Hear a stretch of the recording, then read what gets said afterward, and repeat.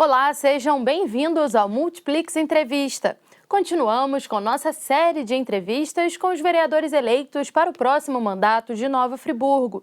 E agora converso com Maicon Gonçalves, vereador eleito pelo partido Mobilização Nacional Mobiliza. Maicon é casado e tem uma filha. É formado em Educação Física e pós-graduado em Administração e Marketing Esportivo. Ele também é empresário e possui uma empresa de mobilidade urbana no Rio Grande do Sul. Nascido em Nova Friburgo, Maicon tem envolvimento com áreas como esporte, educação, cultura e mobilidade na cidade.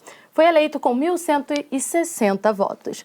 Maicon, seja bem-vindo ao estúdio da TV Multiplix e muito obrigada pela presença e parabéns pela vitória.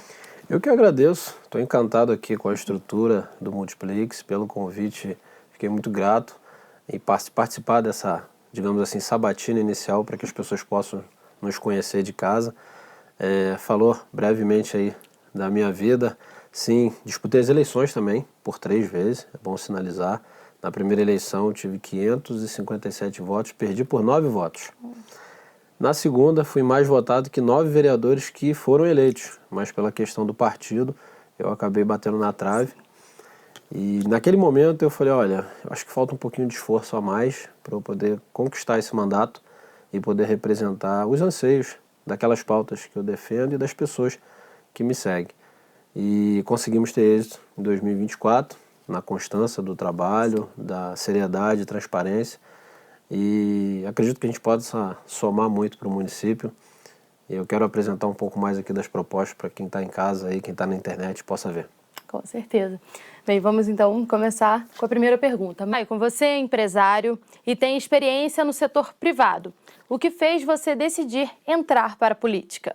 Olha, eu sou professor de Educação Física por formação, fui desportista, e aí machuquei o meu joelho, parei, fui estudar a Educação Física porque queria trabalhar na área, é uma área que me encanta muito, é a prevenção de doenças, né? O professor de Educação Física é aquele que não te deixa chegar ao momento exato de uma cirurgia, ele te prepara para você não chegar lá. Então, comecei a olhar alguns projetos sociais, participar ativamente, participei do governo do Rogério Cabral na Secretaria de Esporte, como coordenador de eventos e também auxiliava em alguns projetos. E ali eu tive algumas percepções que eu queria ajudar um pouco mais, mas que existia uma certa burocracia. Eu falei, olha, mas isso aqui está errado, tem como você fazer, tem como você dar um jeito. E aí eu falei, olha, acho que o único jeito de eu começar a pôr a mão na massa é realmente tendo a caneta de fato. E infelizmente, a gente precisa de autoridade para falar com mais autoridade sobre certos assuntos. Me candidatei e nesse período que eu fiquei na suplência, eu precisava pagar as contas de casa. Comecei a empreender na área de construção civil, foi muito bom também, mas dá muita dor de cabeça. Depois eu fui para a área de mobilidade, trouxe um aplicativo para a cidade, que foi o Garupa. A gente startou o projeto na cidade com a ideia de deixar mais dinheiro no bolso dos motoristas. O Uber e a 99 são empresas multinacionais que pegam de cada corrida de cada motorista na cidade de 30% a 40%. Eu trouxe o Garupa com a parcela de pegar somente 10%. Então, alavanquei nesse sentido. Mais à frente, o Garupa começou a ter alguns problemas tecnológicos e também de legislação. A gente não tem uma lei de aplicativo no município.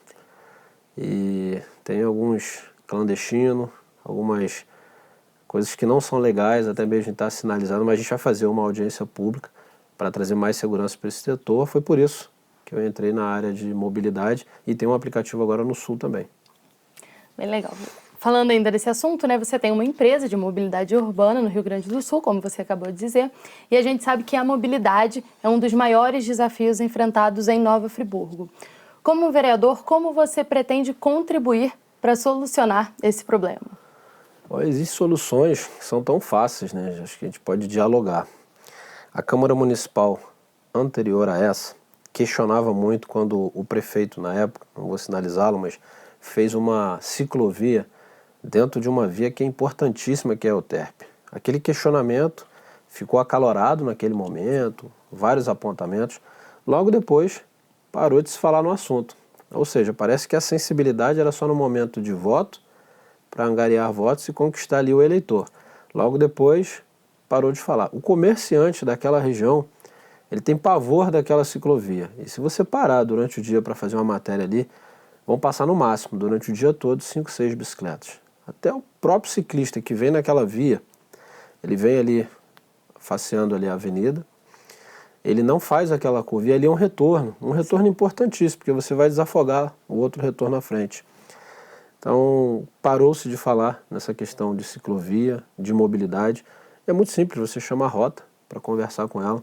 Não sei, muita gente às vezes não tem conhecimento, mas 5% do pedágio que é pago por todo mundo que passa pela rota é dado ao município de Nova Friburgo.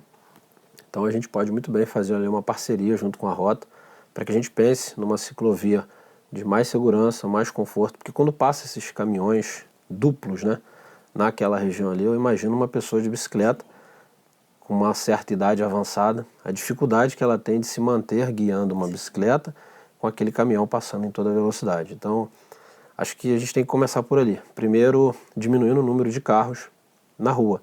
E para diminuir o número de carros, você tem que ofertar uma ciclovia segura, que todo mundo sinta o prazer de poder estar transitando sobre ela. Sim, com certeza. Bem, como você avalia o atual desempenho da Câmara Municipal na elaboração de leis e na fiscalização das ações do Poder Executivo? Olha, fiscalização do Poder Executivo fica bem difícil na raiz, porque a gente vê que tem alguns vereadores que tomam a postura de defender o prefeito na sua totalidade, e isso está errado. A gente tem uma máxima de estamos junto até a vírgula, né? Estamos juntos até que estejamos bem, mas no momento que está causando problemas e dificuldades para a população, você tem que pontuar assim. A minha mãe, ela me ama, mas ela puxava a minha orelha quando eu estava fazendo as coisas erradas. E isso é disciplinar, é me tornar uma pessoa forjando o meu caráter. E um governo a gente tem que forjar com apontamentos, não é sempre batendo palma. Eu ganhei a eleição sem colocar 1 quilômetro de asfalto. Isso me torna assim um vencedor de verdade. Existem muitos candidatos que estavam ali, que apoiavam o governo no sentido de bater palma para tudo que ele fazia, e depois teve a máquina ao seu favor durante o período de eleição. E teve vereador que ganhou porque colocou asfalto. Ficou nítido isso. Eu acho que o prefeito ele pode trabalhar muito bem com uma Câmara harmônica, mas que também faça os apontamentos. Ontem eu fui numa audiência pública sobre o orçamento de 2025. E ali fui questionar até o secretário de Finanças, que o secretário de Esporte não estava na audiência, e aí também fica aqui a minha sinalização. A gente vai falar de uma audiência pública onde os vereadores eleitos e os vereadores de mandato estavam presentes, mas o secretário não foi. E lá tinha um programa de incentivo ao esporte, que em 2024 teve um aporte de R$1.800.000. E para 2025 eles reduziram para 575 mil. Então essa é uma pauta que eu defendo. Então acho que a gente não precisa ter atritos, mas também dialogar com o governo de não tirar recurso daquilo que a gente defende. Sim. Sobre a atuação da Câmara, a gente tem uma lei que é o Código de Postura de 1969. Eu acho que só em falar isso a gente já percebe que a gente precisa se debruçar sobre algumas leis. Sim. E realmente atualizar e trabalhar um pouco. Sim, com certeza. Bem, e como você pretende fiscalizar o Poder Executivo para que ele atenda às necessidades e interesses da população? Eu pretendo ser um parceiro do Poder Executivo. Eu quero sim poder estar atuando junto com o governo municipal no sentido de levar melhorias para a cidade, tecnologia. A gente hoje tem na palma da mão. Você quer abrir hoje um chamado de internet que teve problema, você quer pegar a sua conta de luz, a segunda via, pelo um clique no WhatsApp, você consegue fazer isso. E o poder público fica mandando você ainda ir até a uma caixinha dentro da prefeitura para protocolar. Aquilo é um papel, uma cartolina de papel grosso, aquilo deve ser caro. A gente, além de trazer economia, traz mais conforto. Então hoje eu estava vendo esses dias alguns players de sucesso da área do poder executivo no país, e eu vi o João Campos, filho do Eduardo Campos, aquele que possivelmente seria presidente da República caso não tivesse acontecido aquela queda do avião. Ele disse que hoje ele conseguiu conectar o poder público 80% às suas ações junto com a comunidade. Para você ter uma ideia, uma criança quando faz 3 anos de idade, o pai recebe um WhatsApp mandando os parabéns para aquela criança e dizendo que agora chegou a época dela tomar as vacinas que são obrigatórias e tem no posto X, basta agendar clicando aqui embaixo e já tem um botão. Então isso pode acontecer. Acho que falta um pouco a gente começar a se debruçar sobre isso. Então a minha intenção é fazer o governo enxergar essa ótica. Existem alguns aplicativos hoje que você tira foto de um ambiente que está com uma luz queimada, ele geolocaliza aquele ambiente e ele já informa para o prefeito, olha, na rua tal, número tal, tem uma lâmpada queimada. Porque durante o dia você vai lá, como que você vai saber se aquela lâmpada está queimada? Se o reator apaga, né? Então você não sabe qual que está queimado. Então essa é a ideia, levar para o governo um diálogo muito importante, não entrar naquela pauta de bater somente por bater. Eu acho que isso não é propositivo ao município, mas sim levar tecnologia e trazer benefício para a população. Com certeza. E para você, qual é o papel mais importante do vereador? Olha, são várias pautas, né? É difícil você saber qual o mais importante, mas num resumo, eu acho que o vereador ele é o elo de ligação, né? Ele é a pessoa mais próxima do setor público, da população. Você vai no bairro, o vereador mora naquela casa ali.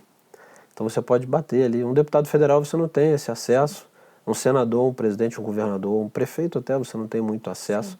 Então o vereador, ele é o elo mais próximo de ligação do poder público com a população. Ele que media isso.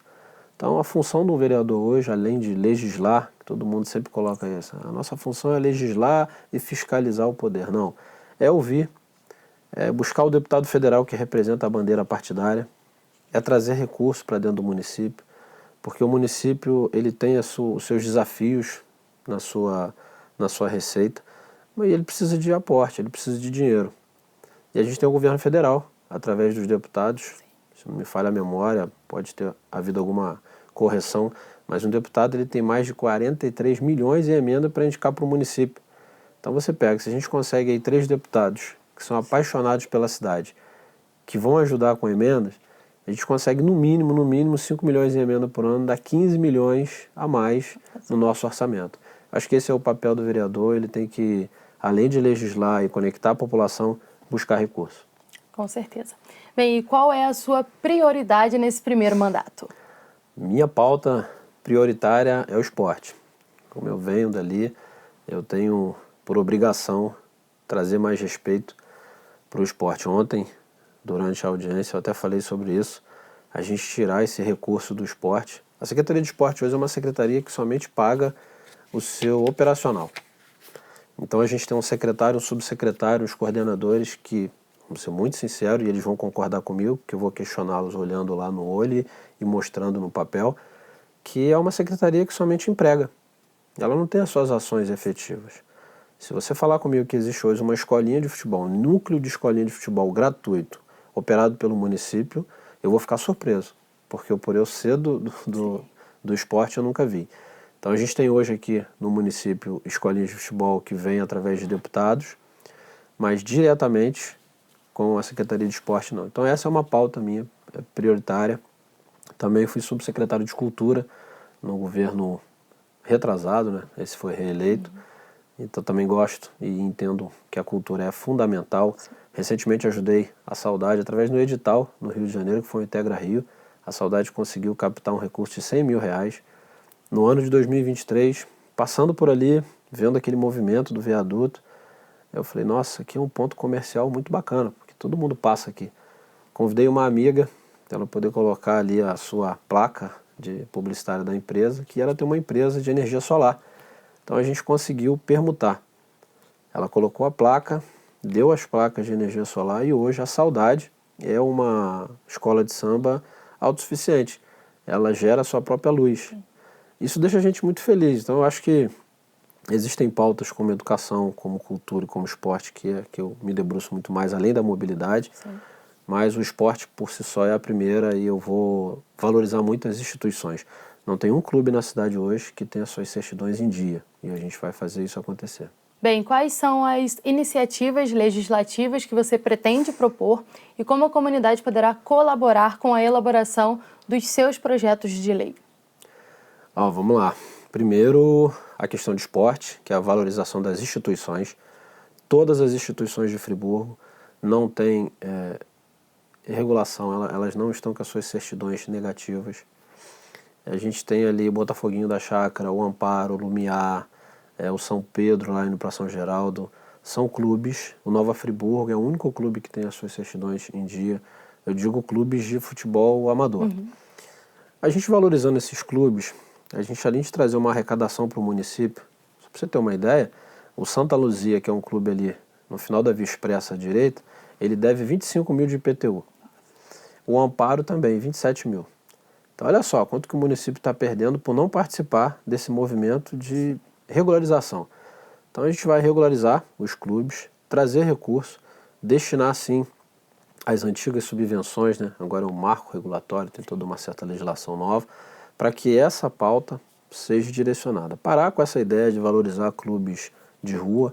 Eu acredito que os clubes, os times, eles devem pertencer a um clube, até mesmo pela questão de estatuto, de regulamento e de disciplina.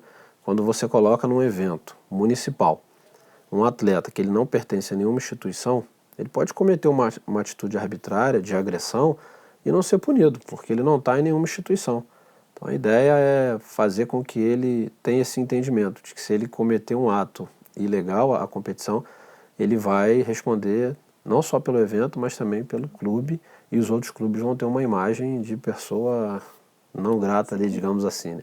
Então a ideia é essa, mobilidade também. A gente precisa urgente de uma legislação para regulamentar o serviço por aplicativo. Existem muitos aplicativos aqui na cidade que permitem cadastro de motoristas fora do município.